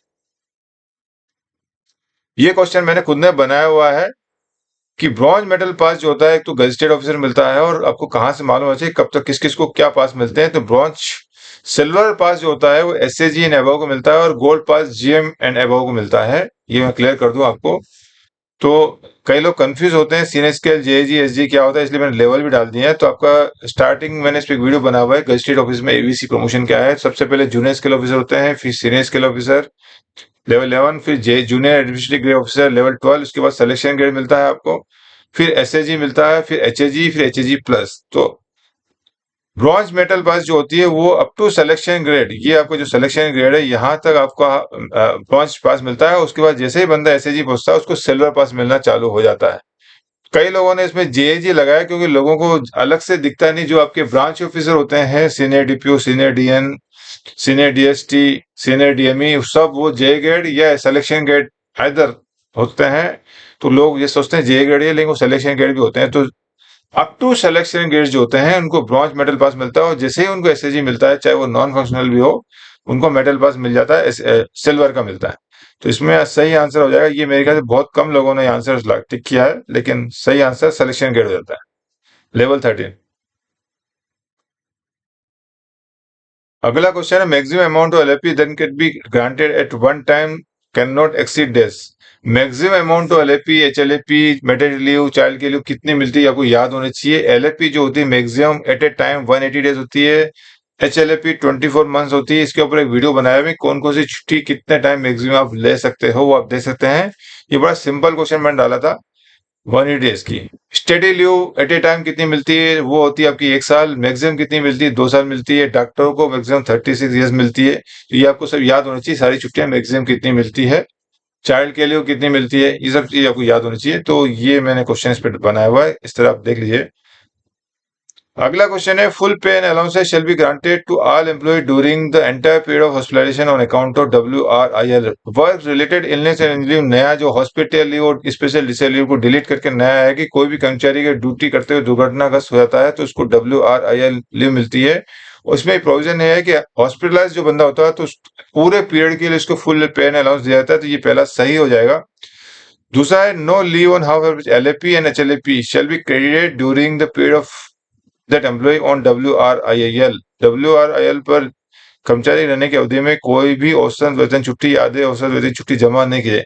यानी फॉर एग्जाम्पल कोई कर्मचारी 1 जनवरी से लेके 31 दिसंबर पूरे 1 साल तक अगर वो हॉस्पिटलाइज रहा या WR लीव पे रहा, उसकी कोई हड्डी वड्डी टूट गई, पैर की हड्डी या कोई कमर की हड्डी टूटी, वो पूरा बेड पे रहा, तो पूरे 1 साल तक अगर हॉस्पिटलाइज रहा तो पूरा फुल पे मिलेगा, और हॉस्पिटलाइज नहीं रहा तो उसके लिए रूल में बता चुका हूँ। लेकिन इस 1 साल में जो हमको 30 LAP और 20 HLAP का जो क्रेडिट दिया था वो नहीं मिलेगा, उसको पेमेंट मिलेगा बस, लेकिन HLAP क्रेडिट नहीं देना है, ये रूल है। तो दोनों सही है इसमें, बोथ आर करेक्ट। ये क्वेश्चन भी बहुत एग्जाम में आता है। For the first 65 days full salary will be paid during CCL। बड़ा सिंपल देखने लगता है, कईयों ने इसको बोला हाँ ये तो बिल्कुल सही है। और दूसरा, नेक्स्ट 60 365 कम हो जाता है, लोगों ने इसको सही किया, लेकिन मैंने यहाँ थोड़ा सा ट्विस्ट किया है, 50% कर दिया है। इसमें पूछा जाता है कितना परसेंट, ये एक्चुअली नेक्स्ट 65 होता है, वो 80% होता है। तो मैंने जो ये पेपर बनाने के पीछे ही कि आप ट्विस्ट यही है कि आप क्वेश्चन को पूरा पढ़े और जो आंकड़े दिए हैं, जो फिगर्स दिए हैं, उसको भी जरा चेक कर लें। ये नहीं कि जल्दी जल्दी फर्स्ट 65 देख लिया, हाँ ठीक है, और नेक्स्ट 60 कम हो जाता है, आपने इसको दोनों सही कर दिया, ऐसा नहीं है। यहाँ 80% नहीं है, 50%। तो ये आपको देखना पड़ेगा, तो आपका पहला सही होगा, ये गलत हो जाएगा, तो ये आपका 1 इज करेक्ट हो जाएगा। 52, encashment of leave is admissible during child care leave. Child care leave में लीव एनकेजमेंट नहीं मिलता है, ये सर्कुलर है, तो ये आपका पहला गलत हो जाएगा। Maximum 730 days child care leave can B sanction in one spell, ये सही है। कईयों को डाउट है कि पूरा 730 दिन मिल सकता है, क्लेरिफिकेशन दिया हुआ है कि पूरा एक साथ दिया जा सकता है। तो मैक्सिमम CCL की जो लिमिट है एक बार में लेने की, वो पूरे 730 दिन है। लेकिन लीव एनकेजमेंट चाइल्ड के लिए दिन के दौरान नहीं आता, क्योंकि बच्चे की देखभाल के लिया जाता है। तो आपका इसमें नंबर 2 सही हो जाएगा। ये आपका पहला गलत। No railway servant shall sublet, lease or otherwise allow occupation by any other person of government accommodation which has been allotted to him. This provision is contained rule। कोई भी रेलवे कर्मचारी उसे आवंटित सरकारी कर्मचारी को किसी अन्य कर्मचारी को उपकिराए पर नहीं देगा, पट्टे पर नहीं देगा, अन्यथा उस पर कब्जा करने की अनुमति नहीं देगा। यह प्रावधान रेलवे सेवा आचरण नियम 1966 के नियम संख्या। तो सबलेटिंग और रेलवे क्वार्टर का जो हमारा कंडक्ट रूल है वो 15A आता है। 13(1)A जो है हमारा दहेज के ऊपर आता है। तो आपको सारे नंबर याद रखने हैं, कंडक्ट रूल जो भी है, तो इसका आंसर 15A हो जाएगा। Conversion of one kind of leave into another shall be considered if received with in dash. हमारा एक लीव आपने एलएपी लिया है और उसको कन्वर्ट करके एचएलए में कन्वर्ट कर जाते हैं, कोई भी लीव को दूसरी लीव में कन्वर्ट करना चाहते हैं तो उसका हमारा जो Indian railway establishment code chapter 5 में बताया हुआ कि विद इन 30 डेज आप जो है कन्वर्जन का अप्लाई कर सकते हैं, उसके बाद वो चेंज नहीं होगा। The maximum limit of payment of HRA during leave is in normal case is dash. कोई भी एचआरए ड्यूरिंग लीव में देने का प्रोविजन है और उसमें कहा गया है कि मैक्सिमम कितने दिन तक एचआरए मिल सकता है। तो पुरानी किताब जो लोग पढ़ रहे हैं उसमें 120 दिन लिखा होगा, लेकिन अब ये चेंज होकर 180 दिन हो गया है। तो ये आपका 1707 पैरा है, जिसमें नॉर्मली 180 डेज तक आपको लीव मिलेगा। उसके बाद भी अगर लीव में आप कंटिन्यू करना चाहते हैं तो आपको सर्टिफिकेट देना पड़ता है, या तो कि मैं जो जिस मकान में मैं रहता हूँ उसमें अभी मैं रह रहा हूँ ड्यूरिंग लीव में, या मेरा फैमिली रह रहा है, या आपको करना पड़ेगा कि मकान हमने रखा हुआ है अभी सबलेट नहीं किया वो मकान है। तो ये तीन में से एक सर्टिफिकेट को एक सर्टिफिकेट देंगे तो आपको उसके बाद भी एचआर आपका कंटिन्यू रहेगा। यह 180 से rule 3 of railway service conduct rule 1960 deal with. मैंने जैसे आपको कहा कि कंडक्ट रूल में काफी सारे क्वेश्चन बनते हैं। 3 जो है वो ऑप्शन में observation of government policy, provision of sexual harassment of working women, promptness of courtesy and general. इसमें आपका तीसरा पॉइंट आ जाएगा प्रोपनेंस और एंड कर्सी। ये आपका 3A है। 3A 3B 3C आपको सब याद करना है। Read the following statement and choose the correct answer. पहला है selection can be cancel after the declaration result, की सिलेक्शन जो है रिजल्ट डिक्लेयर होने के बाद कैंसिल किया जा सकता है। If selection is cancel after declaration result it is mandatory to give notice to the candidate declare secret. ये नई पॉलिसी रेलवे बोर्ड की आई है जिसमें कहा गया है कि अभी कोई भी सिलेक्शन आप कैंसिल करते हैं तो आपको एक शोकॉज नोटिस देना पड़ेगा। कैंसिल करने से पहले जो डिक्लेयर पास हुए हैं उनको एक शोकॉज नोटिस देना पड़ेगा। तो इसमें दोनों के दोनों ये सही हो जाएंगे, तो बहुत आर करेक्ट इसमें आ जाएगा। ये रेलवे बोर्ड की नई पॉलिसी।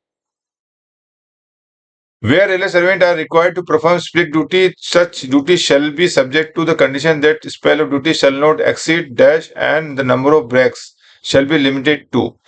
जहां रेलवे कर्मचारी को विभाजित ड्यूटी करने की आवश्यकता होती है तो ऐसी ड्यूटी इस शर्त के अधीन होगी कि ड्यूटी की अवधि डैश से अधिक नहीं होगी और ब्रेक की संख्या। ये स्प्लिट शिफ्ट की बात की, ये स्प्लिट शिफ्ट एचओआर के अंदर आता है। किसी भी कर्मचारी की जो ड्यूटी होती है तो सिंगल शिफ्ट हो सकती है, 10 to 6 हो सकती है, या 2 to 10 हो सकती है। लेकिन अगर हम उसको ब्रेक करते हैं तो उसके लिए एक नियम है कि आप ब्रेक करके आप कर सकते हैं। उसमें मैक्सिमम जो ब्रेक होंगे वो 2 होंगे और शिफ्ट होगी 3 होगी, यानी आप ब्रेक जब 2 ब्रेक करेंगे तो शिफ्ट 3 हो जाएगी। तो इसमें पहला है स्पेल्स जो हो जाएंगे वो 3 हो जाएंगे और ब्रेक जो होंगे the number of break shall be limited to 2। तो यहाँ पे 3 2 आएगा पहला वाला। अभी दोबारा रिपीट कर रहा हूँ कि शिफ्ट आपकी 3 हो जाएगी और ब्रेक मैक्सिमम 2 ब्रेक अलाउ है, इससे ज्यादा ब्रेक आप नहीं कर सकते इसमें। तो आपको 3 2 आंसर सही हो जाएगा। A retired railway employee whose residence is not within the following distance may opt for fixed medical allowance। कोई भी कर्मचारी है अगर उसको एफएमएल लेना है तो उसके लिए रूल है कि उसका जो नियरेस्ट जो आपका हॉस्पिटल है उससे एक सर्टेन दूरी से ज्यादा होना चाहिए, उससे कम है तो उसको एफएमएल नहीं मिलेगा। ये मद्रास हाईकोर्ट का एक जजमेंट आया तो उसके ऊपर रेलवे बोर्ड ने पॉलिसी बनाई है। तो उसमें मिनिमम जो डिस्टेंस है वो 2.5 किलोमीटर। अगर इसके अंदर आपका क्वार्टर है हॉस्पिटल से तो आपको एफएमएल नहीं मिलेगा, और अगर 2.5 किलोमीटर से दूर है तो आप ऑप्शन दे सकते हैं ओपीडी फैसिलिटी लेना है या एफएमएल लेना, दोनों में से एक ऑप्शन दे सकते हैं। Which of the following is now to be followed for counting of casual labor service on regulation after attaining of temporary service for retirement and MSAP। Railway board का रिसेंटली क्लेरिफिकेशन 2023 में आया, उसके ऊपर एक question बना हुआ है कि कोई भी कर्मचारी है उसको कैजुअल लेबर सर्विस काउंट करने के मामले में टीएस से रिटायरमेंट और एमएससीपी क्या नियम है। इसमें पहला पूछा है कि पहला ऑप्शन है 50% service after temporary status is to be counted for both, यानी टीएस मिलने के बाद 50% जो सर्विस जो है उसको काउंट करेंगे, बहुत मतलब रिटायरमेंट बेनिफिट के लिए भी और एमएससीपी के लिए। दूसरा है 50% सर्विस जो टेम्पररी सर्विस के बाद काउंट होगी वो सिर्फ रिटायरमेंट बेनिफिट के लिए लागू होगी, एमएससीपी के लिए काउंट नहीं होगी। सी है 100% service after temporary status to be counted for retirement benefit only, कि 100% सर्विस काउंट की जाएगी टीएस के बाद से, लेकिन रिटायरमेंट के लिए किया जाएगी, एमएससीपी के लिए नहीं किया जाएगा। None of the above. इसमें बता दूं जो रिसेंटली जो पॉलिसी आई थी जिसके ऊपर क्वेश्चन बना हुआ है कि टीएस जो कैजुअल लेबर होते हैं उनका जो टीएस मिलता है वहां से रेगुलर की सर्विस होती है 50% सर्विस कैजुअल लेबर के मामले में काउंट होती है रिटायरमेंट बेनिफिट के लिए। वो सब्स्टिट्यूट की 100% काउंट होती है from the date of TS to from up to the date of retirement. तो कैजुअल लेबर के 50% और रिटायरमेंट के 100% जो सी वाला पॉइंट है। लेकिन एमएससीपी के लिए जो था 50% और 100% सब्स्टिट्यूट के लिए, वो रेलवे बोर्ड ने 2023 में मना कर दिया है कि वो अब नहीं मिलेगा। तो अब जितने भी लोग कैजुअल लेबर और सब्स्टिट्यूट थे उनको अब टेम्परेरी सर्विस जो है उनकी काउंट नहीं हो, एमएससीबी के पर्पज में काउंट नहीं होगी। अब उनकी रेगुलर सर्विस जब वो रेगुलर वहां से ही 10-20-30 साल के बाद उनको बेनिफिट मिलेगा एमएससीबी का। जैसे कि नॉर्मल एम्प्लॉय के मामले में ट्रेनिंग पीरियड काउंट नहीं होता है, रेगुलर सर्विस काउंट होती है, ऐसे ही कैजुअल लेबर और सब्स्टिट्यूट की भी काउंट नहीं होगी। तो ये अब कैजुअल लेबर में चूंकि 50% का है तो ये सही हो जाएगा बी। अगर यही क्वेश्चन में सब्स्टिट्यूट लिखा होता तो फिर आपका सी सही हो जाता। तो केवल रिटायरमेंट के लिए 50% सर्विस काउंट होगा, बी सही हो जाएगा इसमें B. In how many cases can a retired employee act as a defence counsellor? ये क्वेश्चन कई बार डीआर पूछा जाता है। तो मैं बता दूं सर्विंग एम्प्लॉय मैक्सिमम 3 केसेस में जो होता है वो डीआर डिफेंस काउंसिल बनता है, डिफेंस हेल्पर बनता है। और रिटायर्ड एम्प्लॉय का मैक्सिमम 7 है। और रिकॉग्नाइज ट्रेड यूनियन जो फुल टाइम जो ऑफिस बेरर है उसके लिए कोई लिमिट नहीं है। तो ये अगर यहाँ पे रिकॉग्नाइज ट्रेड यूनियन का अगर ऑफिस बेरर है फुल टाइम अगर वो वर्कर है तो उसके लिए नॉन लिमिट हो जाएगा। सर्विंग एम्प्लॉय है तो 3 हो जाएगा। 5 था पहले रिटायर्ड एम्प्लॉय के लिए जिसको बढ़ा के अभी 7 कर दिया है। The appellate authority who can exercise revisionary power when no appeal has been preferred in terms of Rule 25(4)। Railway में जो रिवीजन करने के लिए रूल है रूल 25 में, उसमें बताया कि कोई भी जे ग्रेड ऑफिसर रिवीजन कर सकता है। मिनिमम जे ग्रेड ऑफिसर होना चाहिए रिवीजन करने के लिए, उससे लोअर ऑथोरिटी रिवीजन नहीं कर सकती। कौन कौन कर सकता है? तो मिनिमम जे ग्रेड, जीएम, रेलवे बोर्ड, सबको बताया गया। उसमें स्पेशल प्रोविजन किया गया है कि कोई भी कर्मचारी है उसके मामले में अगर कर्मचारी ने अपील नहीं किया है और रिवीजन करना है तो डीआरएम मिनिमम जो डिवीजन में डीआरएम कर सकते हैं रिवीजन, अगर अपील प्रस्तुत नहीं की। तो ये जनरली कहाँ लागू होता है कि कई मामलों में जो 42 अबव के लिए जो होता है वो आपका डिसिप्लिन अथॉरिटी जे ग्रेड ऑफिसर होते हैं और उसमें अपील जो होती है वो एडीआरएम करते हैं और रिवीजन जो होती है वो हेडक्वार्टर को भेजा जाता है। कंसर्न जो भी उनके पीएचओडी सीओचओडी होते हैं वो करते हैं। तो हेडक्वार्टर ना भेजा जाए उसके लिए एक प्रोविजन है कि डिवीजन में डीआरएम ही रिवीजन का अथॉरिटी कर लेते हैं। तो मैक्सिमम विजिलेंस के जो मामले होते हैं उसमें डीआरएम से रिवीजन होते ही करवाते हैं अगर प्रिफर अपील नहीं किया गया। लेकिन अपील किया है, अगर मान लीजिए किसी जे ग्रेड ऑफिसर ने दिया है पेनल्टी और अपील किया है, उसने एडीआरएम ने अपील डिसाइड किया, तो फिर ऐसे मामले में आपको हेडक्वार्टर भेजना पड़ेगा। लेकिन इसमें कंफ्यूजन लोग ये भी आते हैं कि मान लीजिए किसी असिस्टेंट स्केल ऑफिसर ने डिसिप्लिनरी अथॉरिटी है और सीनियर स्केल ऑफिसर अगर उसमें अपील अथॉरिटी रहा, हालांकि अपील प्रीफर नहीं की, तो भी लोग बोलते हैं कि नहीं डीआरएम करेंगे। तो ऐसा नहीं है। अगर J grade officer appellate authority revision authority है तो अपील अगर प्रीफर नहीं भी की है तो जे ग्रेड ऑफिसर उसको रिवीजन कर सकते हैं। ये जनरली उन लोगों के लिए जहां पे एटलीस्ट जो डिसिप्लिन अथॉरिटी है वो जे ग्रेड या एसएसजी अगर खुद है तब उन मामले में डीआरएम को पावर दिया गया है, ये स्पेशल किया। तो इसमें आपको ए सही हो जाएगा। In terms of para 501 of IRC, in the case of all Group C, including employee Group D railway employees, the power to grant leave beyond maximum period of 5 years is delegated to IRC के para 510 के अनुसार पूर्व group D railway कर्मचारियों सहित सभी group C के मामले में अधिकतम 5 वर्ष की अवधि से अधिक छुट्टी देने की शक्ति को सौंपी गई है। तो जैसा कि आपको मालूम होगा कि मैक्सिमम हम किसी को भी छुट्टी देते हैं तो उसके लिए रूल है कि मैक्सिमम 5 इयर्स देते हैं। उसके बाद प्रेसिडेंट को पावर है। रेलवे बोर्ड ने 2016 में एक सर्कुलर निकाला, उसमें पावर डेलीगेट कर दी कि अब जीएम चाहे तो ग्रुप सी और ग्रुप डी के मामले में 5 साल से ज्यादा सर्विस छुट्टी दे सकते हैं, सब्जेक्ट टू कंडीशन उसमें रीजन होना चाहिए और अकाउंट्स कंकरेंस एफएनसी उसके ऊपर कंकर करेंगे। तो फिर जीएम को पावर डेलीगेट किया है, 2016 का सर्कुलर है। तो इसमें आपको जीएम को आंसर सही हो जाएगा। If in the case of railway medical officer who has been granted 36 month steady leave resigns or retire from service and or otherwise quit service without returning duty after a period of steady leave or within a period of dash years after such return to duty, he shall be required to refund the actual amount of leave salary leave salary, cost of fees, travelling allowance and other expenses if any incurred by the railway. यदि railway medical सेवा अधिकारी के मामले में जिसने 36 माह का अध्ययन अवकाश दिया गया है वो इस्तीफा देता है या सेवा से सेवानिवृत्त हो जाता है, अन्यथा यदि अध्ययन अवकाश की अवधि के बाद या ड्यूटी पर लौटने के बाद डैश वर्ष की अवधि के भीतर ड्यूटी से वापस आए बिना सेवा छोड़ देता है तो रेलवे द्वारा किए गए अवकाश वेतन की वास्तविक राशि, फीस की लागत और यात्रा अन्य खर्च यदि कोई हो तो धन वापसी करना हो। इसको अगर सीधे तौर में समझाया जाए तो जो भी लोग स्टडी लीव होते हैं उनको एक बॉन्ड भरना पड़ता है और आने के बाद सर्टेन ईयर सर्विस करनी पड़ती है। तो नॉर्मल केस में जो अदर द मेडिकल ऑफिसर होते हैं उनके मामले में 3 साल सर्विस करनी पड़ती है और मेडिकल ऑफिसर के मामले में 8 साल की सर्विस करनी पड़ती है। अगर उन्होंने 8 साल नहीं किए तो उनको पूरा जो कॉस्ट होता है वो भरना पड़ता है। तो जहां मेडिकल ऑफिसर की बात आएगी तो उसमें आंसर 8 ईयर्स हो जाएगा और नॉर्मल केस में 3 साल हो जाएगा। तो यहाँ आपका 8 साल होगा और नॉर्मल जो रेलवे एम्प्लॉई है अदर देन मेडिकल ऑफिसर्स उनको 3 ईयर्स यहाँ पे सही आंसर हो जाएगा। Every railway servant shall, on his first appointment to the railway service, shall submit a return to his assets liability in such form as may be prescribed by the government, giving full particulars regarding the immovable property inherited by him, owned or acquired by him under rule. प्रत्येक railway कर्मचारी जब railway में आता है तो उसको first posting के time पे रेलवे सेवा में अपनी पहली नियुक्ति पर अपनी संपत्ति या देनदारी को रिटर्न सरकार को निर्धारित फॉर्म में भरकर देना होगा, जिसमें उसे विरासत में मिली स्वामित्व वाली अर्जित की गई अचल संपत्ति के बारे में उसे नियम के तहत पूरा। तो कोई भी रेलवे कर्मचारी जब रेलवे अपॉइंट होता है तो उसको अपनी सारी प्रॉपर्टी के बारे में बताना पड़ता है। तो ये किस नियम में है? तो ये 18/1 में। 18/2 में जैसे मैंने बताया आपको, कोई भी हम इमूवेबल प्रॉपर्टी खरीदते हैं और उसकी जो अमाउंट है 2 बेसिक से ज्यादा है तो आपको बताना पड़ता है। तो ऐसा 18/2, 3, 4 आपको याद करना है। इसका आंसर आपका 18/1 हो जाएगा।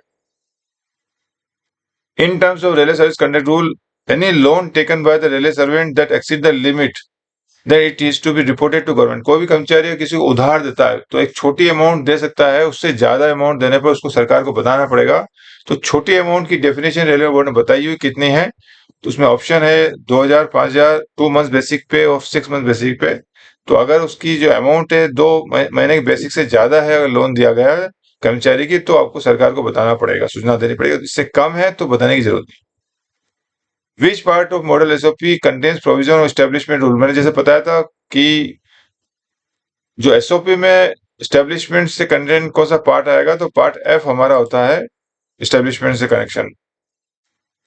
Extraordinary leave on medical ground does not qualify for grant to increment. Extraordinary leave जो होती है मेडिकल ग्राउंड पे ईओल, इंक्रीमेंट के लिए काउंट नहीं होती, ऐसा कहा गया है। तो ये गलत हो जाएगा। कोई भी ईओल अगर एक्स्ट्राऑर्डिनरी ली हो, अगर नॉर्मली ली हुई है तो काउंट नहीं होगी, लेकिन मेडिकल ग्राउंड पे लिया है तो क्वालिफाइंग साइज में भी काउंट होती है और इंक्रीमेंट पर्पस में भी काउंट होती है। तो ये आपका गलत हो जाएगा, 1 is wrong.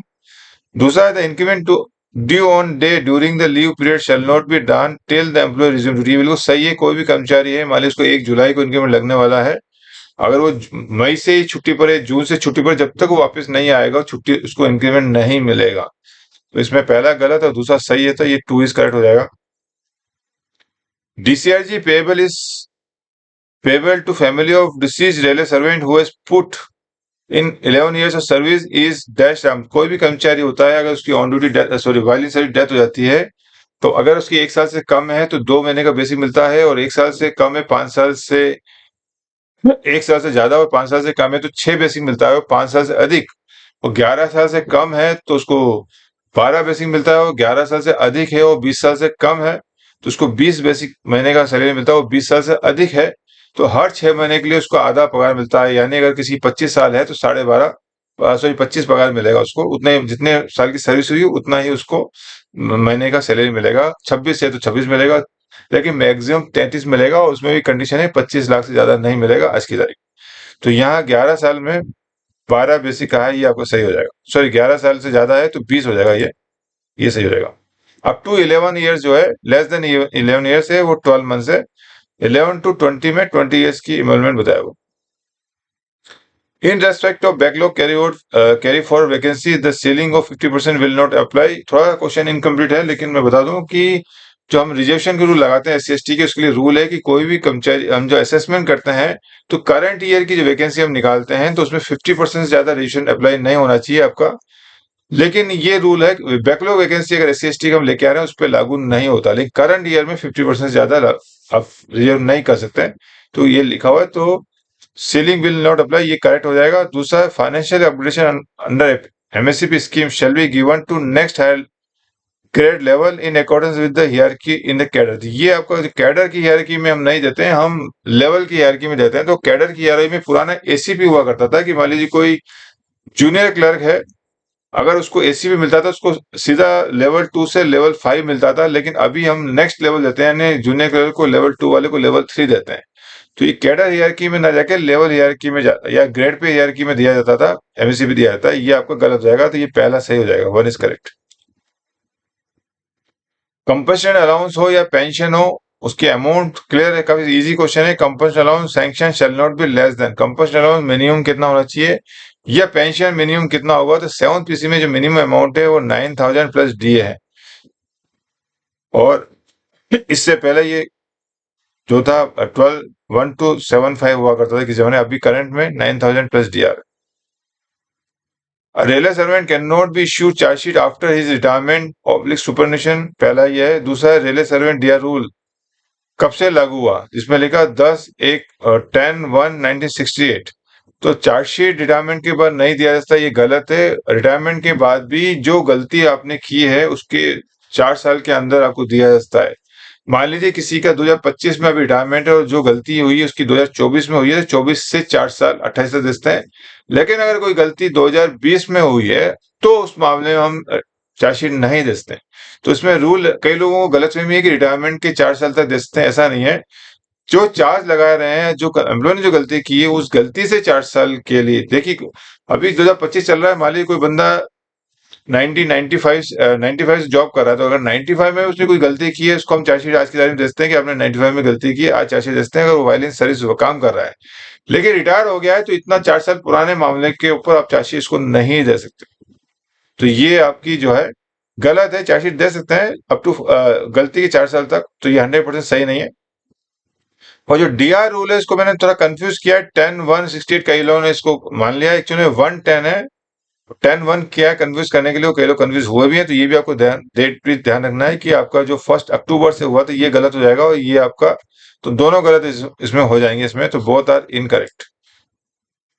Pension would be entitled to have commuted portion of pension restored to them on expiry of, जो पेंशन का जो कम्यूटेशन होता है वो रिस्टोर कितने टाइम के बाद होता है, सिंपल क्वेश्चन था। Option 7 years, 10 years, 15 years and 20 years, तो इसमें आपका ऑप्शन हो जाएगा 15 ईयर्स। कम्यूटेशन की जो वैल्यू होती है, आपका जो मैक्सिमम 40% आप कम्यूट करते हैं वो 15 साल के बाद आपका रिस्टोर हो जाता है और आपको फुल पेंशन मिलती है आपको। Minimum qualifying service for getting pension, getting benefit or RLH scheme for employee who is superannuating from the railway service। Railway सेवा में सेवानित होने वाले कर्मचारियों के लिए आरएलएच योजना का लाभ प्राप्त करने के लिए न्यूनतम योग्यता क्या है। तो ये क्वेश्चन के बारे में मुझे बताना था कि यहाँ आप देखिए कि इंग्लिश में हम जब पढ़ते हैं तो ये सुपरनेटिंग वर्ड यूज होता है। यहाँ एक्चुअली में अधिवर्षीयता आना चाहिए, रेल सेवा से अधिवर्षीयता होने वाले कर्मचारी आना चाहिए। लेकिन ये गूगल ट्रांसलेट जो पेपर बनता है एग्जाम में, मैंने देखा है मैक्सिमम जो अधिकारी होते हैं गूगल ट्रांसलेट करते हैं, कोई भी, मैं भी यही कर, मैंने वही किया है। तो गूगल ट्रांसलेट में कई बार हिंदी थोड़ी सी गड़बड़ होती है, और अगर आप हिंदी में करेंगे तो इसका आंसर आप देखेंगे सिर्फ सेवानिवृत्त करने के लिए 20 साल हो जाता है। लेकिन सुपरनेशन के मामले में 2015 का रेलवे बोर्ड का सर्कुलर, पहले आरएलसी स्कीम लेने के लिए मिनिमम 20 ईयर्स सर्विस करना था। लेकिन अब पॉलिसी बोर्ड की, रेलवे बोर्ड की 2015 में जिसमें आई है, जिसमें कहा है कि जो सुपरन्यूट हो रहे हैं, जो 60 ईयर्स में जो रिटायर हो रहे हैं, यानी कई लोग आपने देखा होगा जो कंपल्शन अपॉइंटमेंट में काफी लेट आते हैं, ये किसी वजह से क्वालिफाइंग सर्विस उनकी 20 साल नहीं होती, अगर 60 ईयर्स में रिटायर हो रहे हैं अधिवर्षीयता की आयु में सुपरन्यूट, उनके लिए 20 वर्ष की सर्विस हटा दिए, बिल्कुल कोई लिमिट ही नहीं उनके लिए, तो उनको ऑलवेज मिल जाएगा। तो ये क्वेश्चन डालने के लिए मैं चाहता था इसको करेक्ट कर सकता था, जानबूझ के नहीं किया कि जो लोग हिंदी में जो क्वेश्चन सॉल्व कर रहे हैं 100% हिंदी, जो इंग्लिश को देखेंगे नहीं, उनको मुझे उम्मीद है कि 2-3 क्वेश्चन उनके गलत इसी आधार पे होंगे कि हिंदी थोड़ी सी बराबर हिंदी नहीं होगी गूगल ट्रांसलेट में। तो आप लोग थोड़ा सा इंग्लिश को भी ध्यान रखें, मैनेजमेंट करें कि इंग्लिश को भी पढ़ते रहे, ताकि आपके वो 2-3 क्वेश्चन गलत होने से बच जाए। तो इसका आंसर हो जाएगा सुपरनेशन वाले मामले में आपको कोई मिनिमम सर्विस रिक्वायर्ड नहीं है। तो इसी के साथ ही ये जो क्वेश्चन है आज मेरा सॉल्व हो गया है। मैं उम्मीद करता हूँ ये वीडियो पसंद आया। अगर वीडियो पसंद आ रहे हैं तो सब्सक्राइब करना ना भूलें, और सभी को शुभकामनाएं कल के एग्जाम के लिए। 4 तारीख की जिनका एग्जाम है या 18 को जिनका एग्जाम है उनके लिए शुभकामनाएं। और अदर देन पर्सनल के जो लोग हैं, सब लोगों को एस्टेब्लिशमेंट सभी का एक पार्ट होता है। तो मैं उम्मीद करूंगा कि आप अपने जो कोशिश है, एफर्ट्स कर रहे हैं गज़ेटियर ऑफिसर बनने के लिए, उसमें आप सफल हो। और इसी के साथ मैं वीडियो समाप्त करता हूँ। वीडियो देखने के लिए बहुत बहुत धन्यवाद। Thank you.